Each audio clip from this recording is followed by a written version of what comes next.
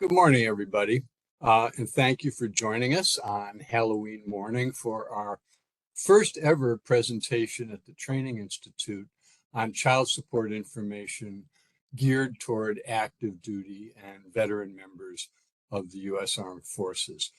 This is as close as we could get to before um, Veterans Day because next Tuesday is Election Day. A lot of people are off. As I said, this is our first time making this presentation, and the expert who did the research, Eileen Culhane, and I will be making the presentation. It's being recorded. You are currently muted and your cameras are turned off to preserve bandwidth. When we're done with the presentation, we will unmute people so that we can get questions and comments in person, but you're also welcome to pop a question into the chat at any point in time, and we'll address those questions. Before we get started, I just want to let you know that we have some people joining us today. I'd like to introduce Assistant Deputy Commissioner Alan Farrell, who oversees customer service and community partnerships. Alan, would you like to say good morning to our audience? Good morning, everyone.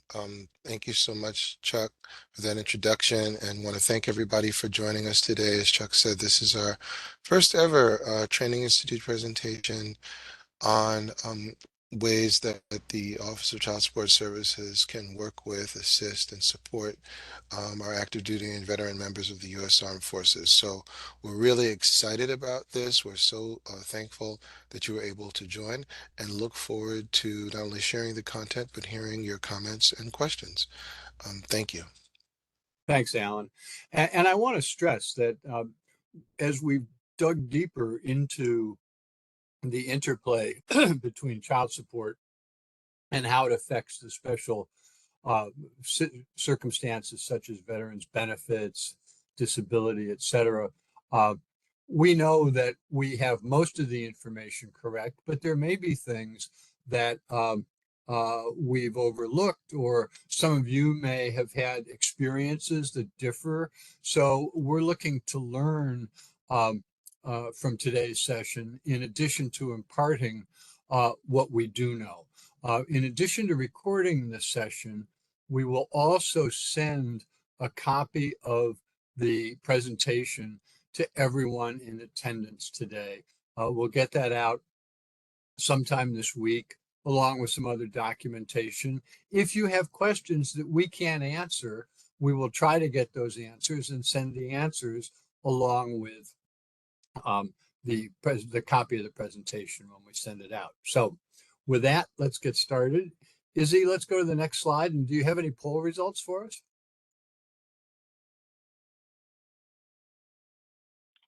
So let's go ahead and see here. So from the poll results, it apparently what happened is it froze. So not everybody signed up, but we do have a little bit of, we have some veterans who did respond in the chat. We definitely have some, I didn't see anyone in active service. Obviously, we have some community partners and some did answer with others. So we have a little mix of everyone. No one here is stated that they're active service, however. Okay, thank you. And we do have some staff from the enforcement unit of Office of Child Support Services with us this morning who will be able to help us out if we run into questions. So let's go to the next slide. Now, our mission statement at Office of Child Support Services is to put children first by helping both parents support their children. We do this by locating non-custodial parents if necessary and establishing parentage. Without parentage being established, we can't create a child support case. We establish child support orders that include medical coverage information. We disperse, monitor, and enforce orders, and we help non-custodial parents to find employment and avoid and manage debt. That essence, is the mission of the Office of Child Support Services. Next slide.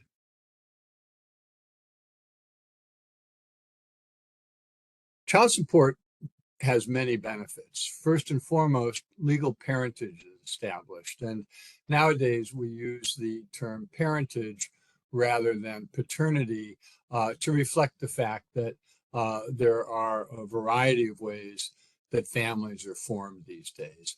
In addition to establishing legal parentage, regular payments are made based on the NCP's income, according to a formula that's uniform in New York State.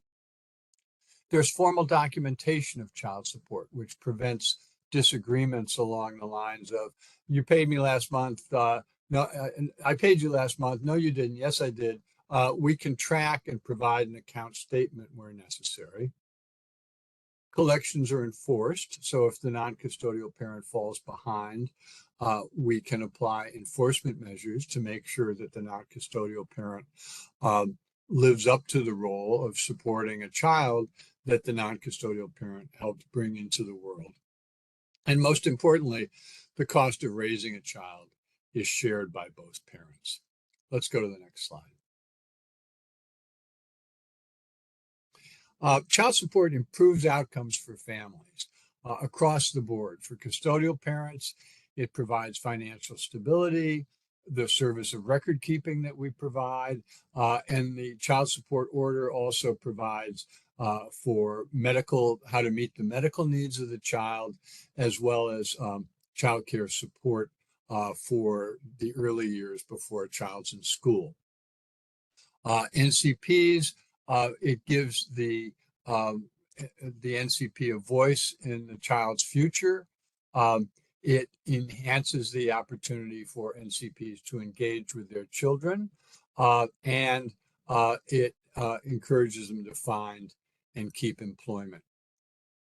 For children, the research shows that children in families that are receiving child support are more likely to complete school, exhibit increased self-control, and show improvement on a myriad of social indicators. And according to a federal OCSE study of a few years ago, research finds that $1 of child support has a greater effect on how well a child does in school than other sources of income. So child support is a very powerful tool, particularly as an anti-poverty tool for low-income families. Let's go to the next slide. And this fits into OCSS's strategy to try to combat poverty through a two-generation approach, helping children receive the support they need while working with parents to reduce financial stress and to break the cycle of poverty across two generations. Okay, and with that, I am going to turn the presentation over to Eileen Culhane to take us through some of the special information regarding veterans. Okay, next slide. Okay, welcome everyone. I am Eileen Culhane and we'll be speaking about special concerns and veterans. So what we find in terms of looking at the cases, some veterans may have high child support debt, and this is a burden, and we have some programs to alleviate that we'll discuss later. Child support debt can contribute to barriers for veterans to securing housing and employment. So it really impacts other areas of their lives as well. And homeless veterans are often transient and less likely to live in the state where child support case was initiated. So they have difficulty communicating with that state, and they have difficulty in understanding how to get help with the process. And we also will give you some information on how to help in that area as well. Okay, next slide.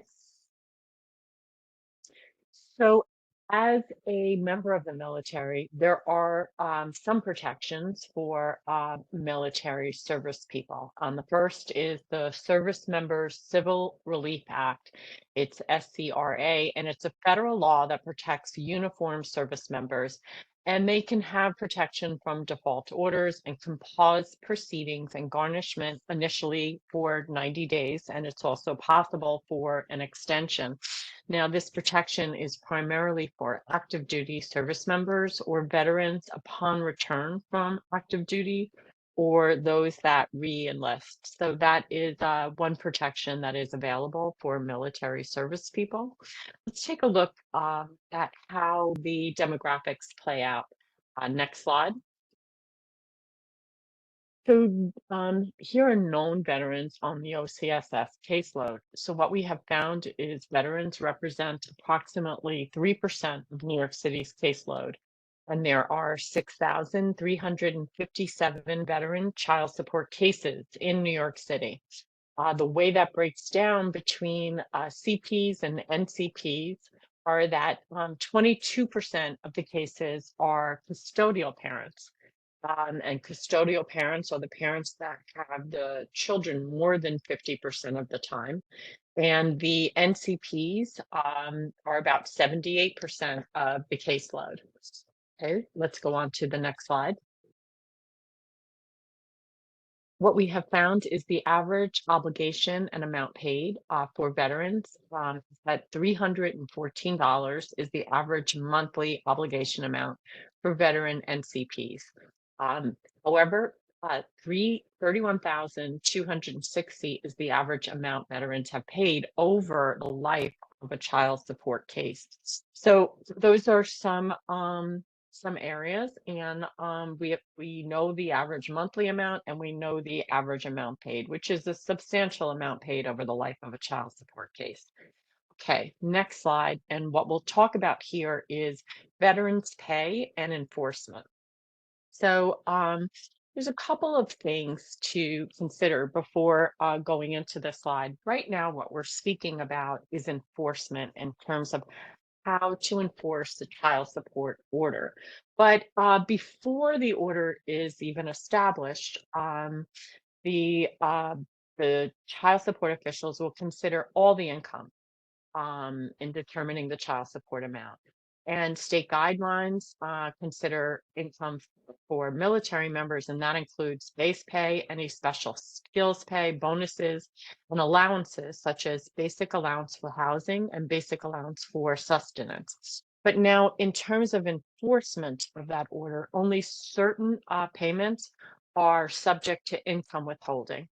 And so, active military duty pay, military pensions and retirement pays, and veteran affairs benefits can be subject to income withholding. And certain income is not subject to income withholding. So if you are receiving an allowance for housing or sustenance, child support cannot come out of that those funds. If you're receiving veteran assistance for low income individuals, child support cannot come out of those funds. And veteran disability pensions are not usually garnishable for child supports. Now, another important point is that child support works with automatic processes that alert organizations to these forms of income through communication with internal and external databases. So what that means is child support is an automatic process that happens automatically as both military people and non-military people begin to earn money. And it happens within a system that automatically can start that. So if you are somebody who is supporting a member of the military or veteran forces, it's important to understand that when you are supporting them to be gainfully employed and to secure housing, it's really helpful to find out if they have a child support case and to also factor that in terms of what kind of income somebody would need. Okay, we can go on to the next slide from there after we discuss the exception. And the exception to this is if a veteran waives their retirement benefits to get disability benefits, that can be garnished as well. Okay, thanks so much. And let's go on to that next slide, Izzy. Okay, one more fact in terms of the military, there's something called apportionment. And what apportionment is under certain circumstances, the Veterans Administration will send a portion of a veteran's benefit to a dependent without a court order.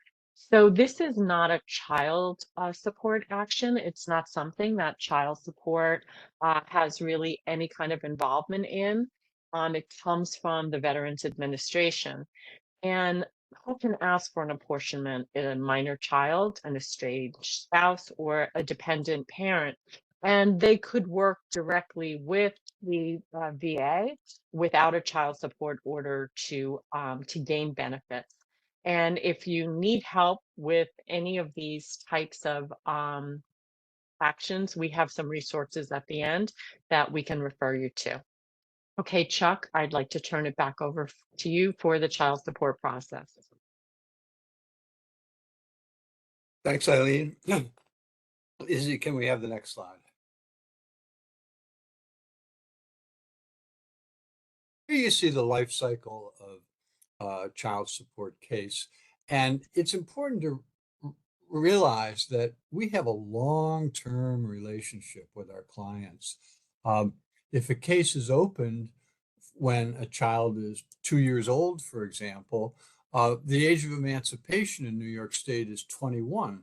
So that means we're going to be serving the custodial parent and the non-custodial parent for a period that could be up to 19 years.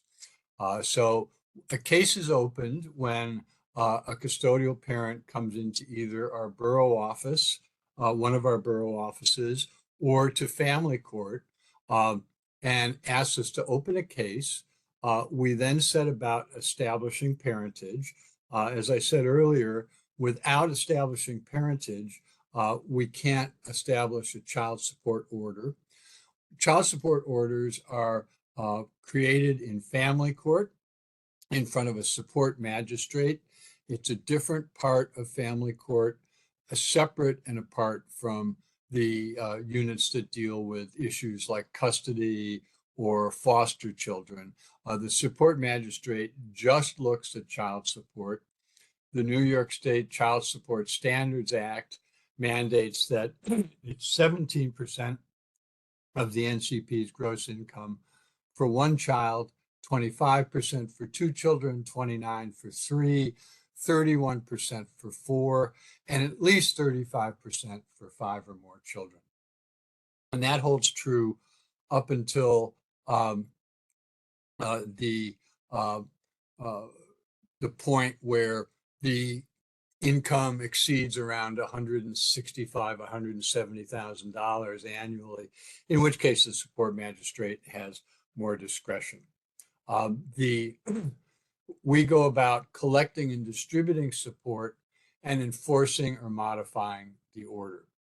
Now, I want you to just realize that the middle arrow, establishing orders, and the arrow on the right, enforcing or modifying orders, those are the points where NCPs get in trouble and debt can start to occur very quickly if the proper steps aren't taken. And we're going to talk more about that as we go through this presentation.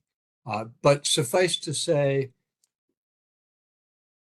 we have a very long relationship with our clients and they're stuck with us. I really don't like Spirit Airlines. I don't fly on Spirit Airlines. I have a choice, but if you're part of the child support process, you are our client and we will be servicing you for a significant number of years.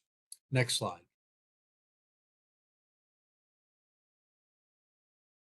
I mentioned enforcement, and when NCPs fall behind in their obligation payments, there are administrative enforcement actions that start automatically at certain points, depending on how many months the NCP is in arrears or how much the NCP owes.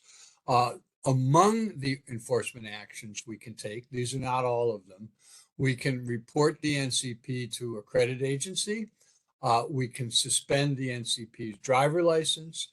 We can intercept tax refunds of both federal and state income taxes. We can freeze and seize funds from bank accounts and other financial accounts, including brokerage accounts, and we can intercept lottery prizes. There are also judicial enforcement actions. Izzy, I think we have another half to this slide. Yeah, that are usually taken by OCSS only after the administrative enforcement steps have failed. Those can include a money judgment where the support magistrate makes it official that the NCP owes a certain percentage amount of money, and that then comes with a stiff 9% interest charge. NCPs can be ordered into work programs. We can suspend professional licenses like medical and attorney licenses. We can conceivably issue a warrant for arrest or recommend probation or incarceration, which is common in some states, but very rare in New York State. We do not pursue incarceration for NCPs who cannot pay. Incarceration and some of the harsher judicial enforcement actions are reserved for non-custodial parents who are willfully not paying child support. I got the money, but I'm not going to give any of it to my ex. That's when that incarceration is something that's taken into consideration. And it's important to point out that the NCP has the right to challenge any enforcement action, be it administrative or judicial, under the concept of due process. There's always a right to challenge. I also want to point out that the information we're presenting today is specific to New York State and New York City. Child support is federally mandated, it's state supervised, and it's locally administered. So what we're presenting here today, particularly when we get to some of the debt relief programs, is the way child support is practiced in the 5 boroughs of New York City. And that means if you have a case that involves another jurisdiction, what we call an interstate case, some of what we're presenting today may not apply to your case. You'll need to get individual input from customer service to have a clear picture of how that works if your case is not a New York City case. Next slide. So, as I said, due process provides a requirement that the NCP has a right to challenge any and all enforcement actions, and a challenge will be upheld if there's a mistake of fact, or the NCP is exempt from the action, that particular action, or maybe it's a case of mistaken identity. There's some poor guy in Oregon that we've started enforcement actions against several times, who each time very politely writes in and says, I've never been to New York City, I don't have a child. Somehow his name and social security number is such that we've occasionally mistaken his identity. There are time frames to challenge an enforcement action depending on the action. It can be as brief as 10 days or as long as 45 days. We review, OCSS reviews the case and determines if the challenge should be upheld or denied, and a notice is sent to the NCP reflecting OCSS's decision. Next slide. Once again, if you have questions, feel free to put them in chat, or you can ask them when we're done with the program. Now, in recent years, we've established a second path. So there are now 2 paths to establish or modify orders. There's the traditional court process, or there is a way to either establish an order or modify an order through agreements facilitated by OCSS, which means the agreement is worked out. It then does have to go to court to be approved by the support magistrate. But if NCPs and CPs choose to work with OCSS for the agreement method, the benefit is it's a less formal proceeding. It gives all parties a chance to ask questions and have them answered by our customer service staff without the rush of court. So that means ultimately you do have to go to court, probably only once, and you get to go knowing what the outcome will be. It's also important to point out that we follow the same guidelines. So it's not as if a facilitated agreement to either establish child support or modify child support will lead to a different outcome. It'll lead to the same dollar outcome, but it may provide a kinder, gentler way to get there. Next slide. So the basic process for a non-custodial parent is the NCP receives a summons. Again, the summons has to be served on the NCP as part of the due process. There's a hearing in family court. If the NCP doesn't appear, then the sheriff will serve a summons. And then once the hearing takes place in family court, it either results in a child support order, or there may be a need to return to court for additional documentation if the NCP doesn't bring in everything that's necessary the first time around, or if parentage is in doubt and the court orders a DNA test to determine parentage, that may require a return to family court. But sooner or later, if we've located the NCP and have taken the case to court, sooner or later, a child support order will issue and child support will be deducted from a paycheck or paid directly to the NCP. By the way, I see a good number of questions coming in the chat. Thank you very much. Please keep them coming. We will take them up at the end of the presentation. Next slide. Okay, so as I said, the court process has some challenges. It can be confusing. There's uncertainty. Just even getting into the courtroom, going through the metal detectors, family court is crowded. You may have to wait a period of time. So avoiding multiple visits is highly recommended, and that's part of why we developed the agreement processes, which really came about as a result of the pandemic, when the courts were closed, and even when they reopened with virtual hearings, we found that the agreement approach made sense, and we're going to keep it as an alternative going forward. Next slide. So, as I said, in the agreement process, either one parent or both fill out the agreement with OCSS. The agreement is sent to court and a hearing is scheduled. The parents then go to family court, usually for one hearing, and the child support order is filed and takes effect. And again, as I stressed, the outcome dollar-wise will be the same, whether it's done by the court or by OCSS customer service staff in making an agreement. Next slide. So the benefits, I think we've stressed these already. It shortens the time in court. It aligns the order with the NCP's income, particularly for a modification. It provides an opportunity to ask questions. There's more support. Hopefully, it fosters open discussions between the parents. It may even allow other issues to be considered. And it decreases the number of default orders. A default order is when the NCP does not appear in court or does not bring adequate information.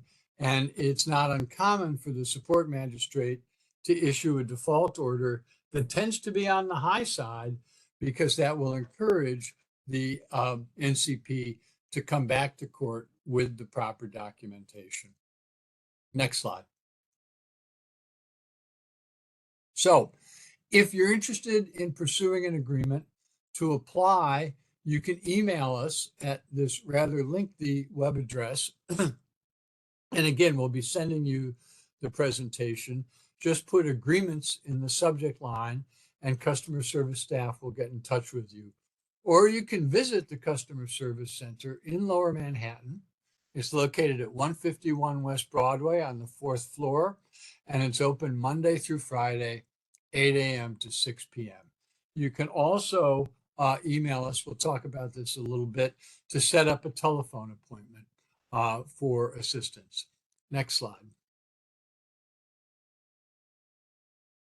So one thing I want to stress is it's important that the NCP participate in the process from the get-go. That provides protections from day one. If the NCP participates, the child support order will be aligned with the NCP's income, and there are protections in place for NCPs who are below the FPL, which is the federal poverty level, or the SSR, which is the New York State Self-Support Reserve. So if the NCP falls below either of those, and we'll look at those numbers in a minute, there are protections in place. If you're above the self-support reserve, it's a percentage of income, that same percentage that we looked at in the life cycle of a case slide. Ideally, the NCP pays on time and in full, leading to better outcome for the children and avoiding getting into debt and having to be involved with enforcement. Next slide. So here are those protections. If you look in the lower right corner, you'll see the federal poverty level for 2023 for a single individual was $14,580. And the New York State Self-Support Reserve for 2023 is $19,683. So for NCPs earning at or below the federal poverty level, there can be a poverty order of $25 per month or less and a $500 cap on arrears. For minimum orders for NCPs earning at or below the self-support reserve, the orders can be $50 a month. Above that, the Child Support Standards Act applies, and support is a fixed percentage of income. Okay, I'm going to now turn the presentation back to Eileen. Thanks so much, Chuck. Okay, let's take a look at the next slide and talk about modification and why would we want to modify an order? Well, child support is really supposed to reflect your current circumstances. So there may be people sitting here today or, people in child support, they had an order put in place and their circumstances have changed. And if that is the case, you can have the order modified to reflect your new circumstances. And one of the reasons that debt is accumulated is that people don't, in fact, do that. And their child support order is something that they no longer can afford. So let's talk about how that would happen. Now, an order can be modified either up or down. So, for instance, if there's been a new job or a raise, the CP would maybe like to see the order modified to reflect the new circumstances. There's a job loss or decreased income. There is incarceration. Obviously, the NCP cannot pay. There could be a disability or even a change in custody. There are times that the children will start to stay with the NCP, and the NCP now really has the right to ask that the child support order be modified in those circumstances. So how does that happen? Let's take a look at the next slide. So one of the things that can happen for people is they move states from where the original order was established. And there's sometimes confusion in terms of how to modify an order if it has been established out of state. So there's 4 rules for determining which state modifies the order. So the first rule is if any of the parties, the CP, the NCP, or the child still live in the state that issued the order, only that state can modify the order. So if any of the parties still live in New York and New York established that order, that is where that order would be modified. Let's take a look at the next rule. Okay, if none of the parties still live in the state that issued the order, the state that issued the order no longer has jurisdiction and they cannot modify that order. So if everybody moves out of New York can no longer modify that order. Okay, let's take a look at the next rule. So if none of the parties still live in the state that issued the order, and all of them now live in the same state, the party's new state of residence can assume jurisdiction and modify the order. So if everybody lived in New York, the order was established here, and all parties have moved to Texas, Texas can now modify that order. What would happen if the order was established someplace and now the parties have moved to different states? So let's take a look at that last rule. So if none of the parties still live in the state that issued the order and all of them now live in different states from one another, the parent seeking the modification must register the controlling order and petition to modify in the other parent state. So let's just put that into a scenario. If the order was issued in Texas and the custodial parent moved to Hawaii and the non-custodial parent moved to New York, and the non-custodial parent would like to modify the order, it must be done in the other parent state. And the reason that was put in place was to prevent a race to modify an order just to gain an advantage. And so if you would like to modify and you're in different states, it would happen in the other parent state. Now, there is an exception to these rules. If the parents can agree in writing, then they can in fact go ahead and modify the order in the original state. And if there are any questions on that, we can certainly take those later. But this is helpful information if veterans or active duty service members move around states. We can follow these rules to determine where in fact those orders can be modified. Okay. On to the next slide, and we'll just take a look at debt. Okay, so I did see some questions about debt in the chat. We will be getting to that, but in the meantime, the average amount of child support debt for veterans is $19,848. And I know somebody did post how much debt they have. There are some programs. It's important, and we care about debt because barrier debt is a barrier to paying current child support. And sometimes it can even be a barrier for NCPs engaging with their children. So OCSS has put some programs together, and let's take a look at them. Next slide. So the important thing is that there are two types of debt. There's debt that is owed to the New York City Department of Social Services, and this is child support debt that has been accrued during the time the child was receiving cash assistance. There's also debt owed directly to custodial parents. And so we do offer a number of debt reduction programs if the arrears are owed to DSS.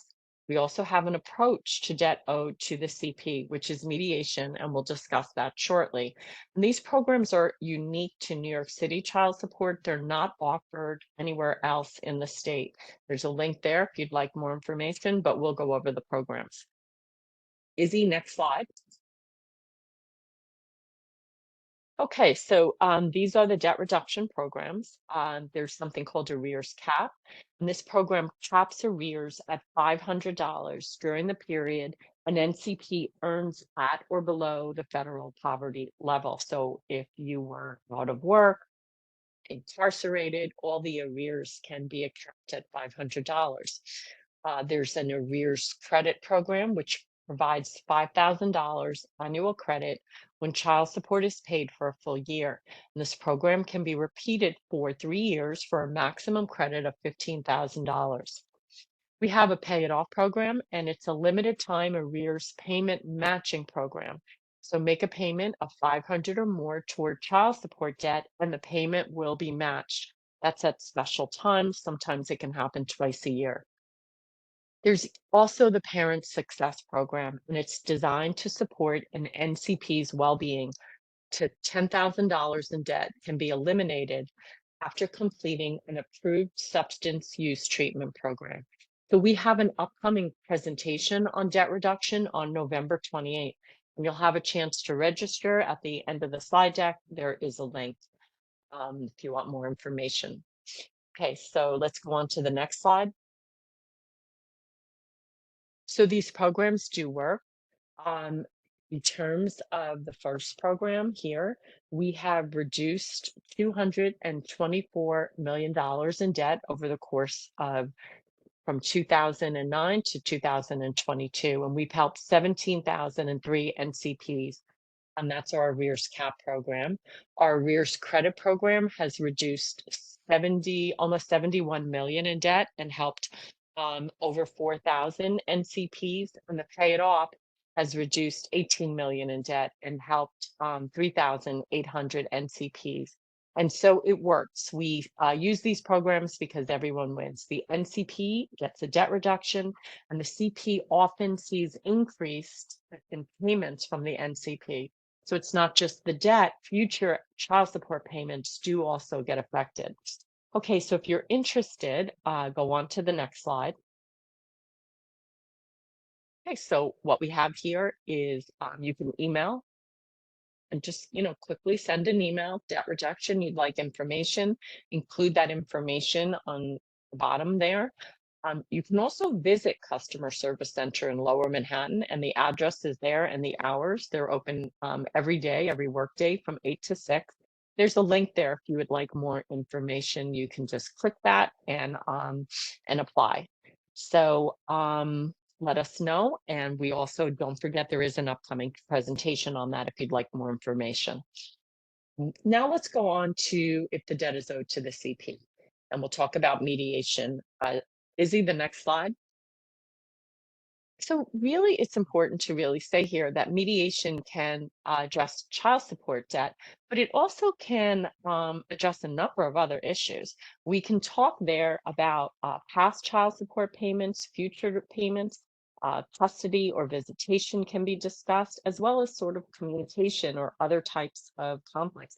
Now, there are highly skilled, trained mediators that you can access free or low cost, and you can sit down and come to some agreement. So custodial parents understandably wish to be paid their overdue child support. And they may not be aware how this amount is interfering with regular payments for future child support and also involvement with their children. One of the advantages of a custodial parent agreeing to reduce debt is it can lead to consistent payments going forward. Now, I mentioned it's free and it's low cost. It's available through OCSS, and it provides a way forward for those hard conversations to take place. They're trained to listen, be fair, and keep the discussion safe and productive. Reducing debt can benefit both parents and the children. And also, there is something to keep in mind as well. There's something called in-kind support. So meaning if the custodial parent really doesn't have an ability to pay this debt, but they're able to sort of paint houses or they're able to do childcare during the week, these types of agreements can be worked out. So maybe there would be a more equitable exchange so that both parties feel as if they're both being listened to. Okay. Izzy, next slide. All right, so right there we have the email for mediation, include that information in the email. You can also visit customer service in Lower Manhattan. But if you just forward Izzy the animation, you can see that there is a link there that if you click that link, you can go ahead and reach out to those service providers directly, let them know you're with OCSS, and you can set up a mediation session. Okay, Chuck, I'm going to turn it back over to you for resources.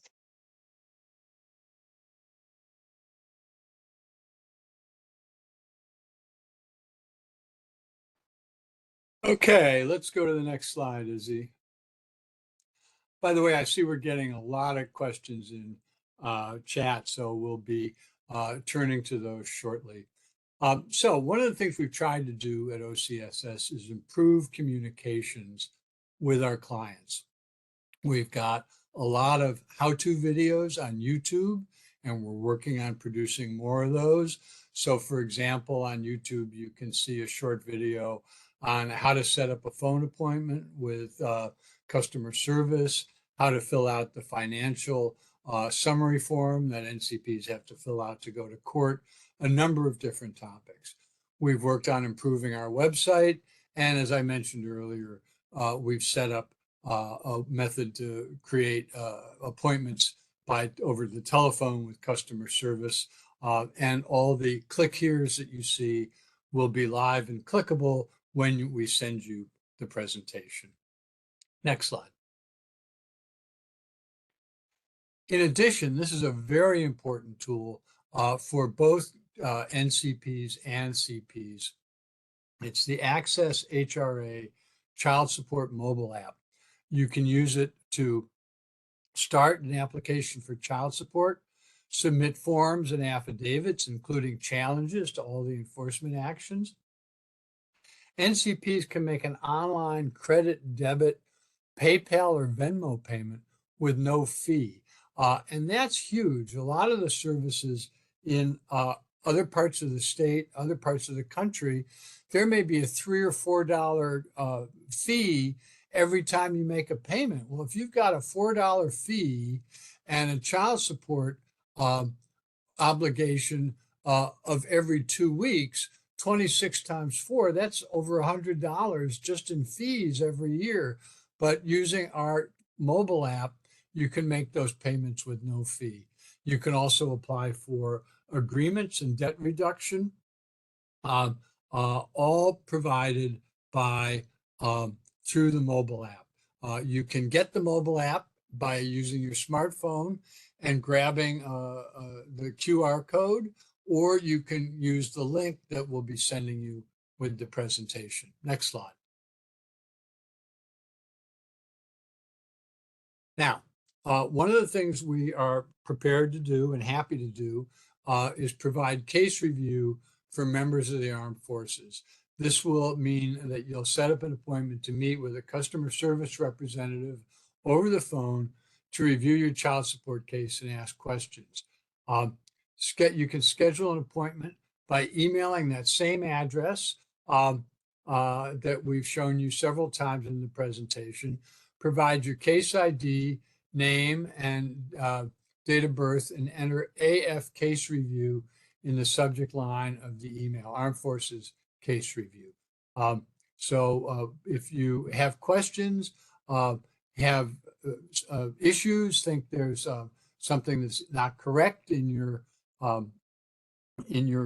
case or in your order, please do reach out to us for a case review. Sometimes our customer service people will spot things that you didn't know were available to you. So I urge you to take advantage of that process. Next slide. Now, in terms of resources, if you're not familiar, we work with the Department of Veterans Services, and DVS is part of the mayor's office. It connects to veteran services such as housing, education, and navigating benefits in New York City. You'll be able to link to that. As you can see, it has a Vet Connect sign up. So Veteran Services, DVS is one resource. Next slide. Here's a whole bunch of other resources. The U.S. Department of Veterans Affairs, American AMVETS, Office of Mental Health, the Veteran Advocacy Project, which works closely with DVS, Veterans Employment and Training Service, and the United War Veterans Council, all nonprofits designed to work with veterans. Next slide. And again, you'll be able to click and link to those. Now I saw a question about legal help. We want to call your attention to Family Legal Care. They have a helpline that gives family law information by phone live chat and email. You can call them or visit their website. They can provide, under certain circumstances, legal consultations via video chat, but not necessarily for child support. Legal assistance from Family Legal Care is definitely available if there's the threat of incarceration, and I believe in certain kinds of custody questions. They also provide tech hubs. So if you don't have reliable computer access or internet and want to file for a downward modification or get in touch with customer service, you can visit the Family Legal Care tech hubs. So this is an important resource. Next slide. So Eileen mentioned earlier, we have Training Institute sessions almost every other Tuesday, a little less in December because of the holidays. So on November 14th, 2 weeks from now, we'll be doing child support agreements and mediation options. The end of November, Tuesday the 28th, debt reduction options. Tuesday, December 12th, what new non-custodial parents need to know. Tuesday, January 9th, what new custodial parents need to know. And the beginning of what we call our Core 4 basic training, fundamentals of child support. On Tuesday, January 23rd, 2024. All our webinars are free. Like today, they last about an hour. And we encourage you to join us to learn more about child support because we know it's complicated. Raising a child is expensive and a challenge under any circumstances. So feel free to take advantage of learning more at our upcoming Training Institute sessions. Next slide. Okay, other important resources. Again, you can link to all of these. The state website, our local website, New York HRAOCSS, videos, resources on managing your child support debt, handbooks for both CPs and NCPs. Contact us at that email address that you've seen a number of times. And the child support helpline is the state line. Because the state does not offer all the programs we offer, I recommend that for the most part, you contact customer services locally rather than the helpline. If you want just basic information about your case, how much am I in arrears? How much? What I've forgotten what my monthly payment is. I need to change my address. The state line is helpful for that. Okay. And let's go to the next slide. This is our evaluation. We would really, really appreciate it if you take a couple minutes to fill out a short evaluation. You can either grab it via the QR code, or Izzy or Joanne there. Joanne just put it in the chat. You can just click on that. You can do that and come back to us. It would be very helpful if you would take a minute to fill that out. But now we've come to the end of the presentation, but we're going to stick around to answer questions. And what we're going to do now is stop the recording, and then we will start to address questions. We stop the recording because if you want to ask a question or make a comment in person, we want you to feel free to do that without us recording your question or your comment. Thank you very much for attending. All right, so I'm going to go ahead and stop the recording. And